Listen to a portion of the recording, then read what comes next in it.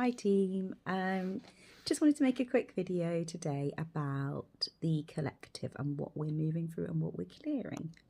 So I've had a lot of emotions come up for me over the last couple of months. Lots of anger, lots of fear and desperation and grief. But I had a very strong message when I was under quantum hypnosis the other day to share that the collective are actually clearing out the deepest, darkest level on the emotional scale, which is shame. Now, I didn't recognize any of this as shame for me. So it's interesting. And I just want you to take a moment and wonder if actually there's an aspect of shame in what you might be going through or what you might be processing. If you haven't heard me talk about it before, I love David Hawkins' Map of Consciousness scale. Little image is super helpful to explain how the emotional scale works and how we process through it. So go and look that up. Yes. And the other message that came through was that due to society and conditioning, that this is something that everyone's going through, but because of the conditioning, the men are struggling more so to face their shame and process their shame.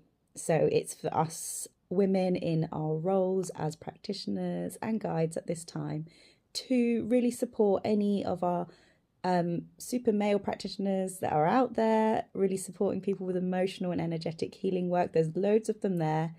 So if we support them as much as possible so that they can support the men, because sometimes that's what they need. There's some wonderful men support groups in my area that have been set up recently. And sometimes, you know, that's fine. That's what you need. We have our sister groups and our sister circles, and sometimes that's just what we need. So that was the important message, really, to be looking at the shame and considering if that's what's coming up for you, or even if it looks like something different. Shame is a tricky one.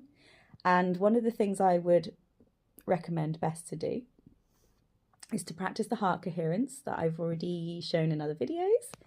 And once you're in your heart coherence and you've got all your gratitude and you're feeling good, then you can do a visualization in your mind's eye. Now, don't worry if you find it hard to make pictures in your mind. You just make the intention, okay? Even if you don't see it, you just sort of know you're doing it in your imagination somehow, okay? You could make the intention to find a safe place. So whenever I do this, I end up in a place in nature at the beach, and there's always this beautiful long grand table. And what you're going to do is you're going to meet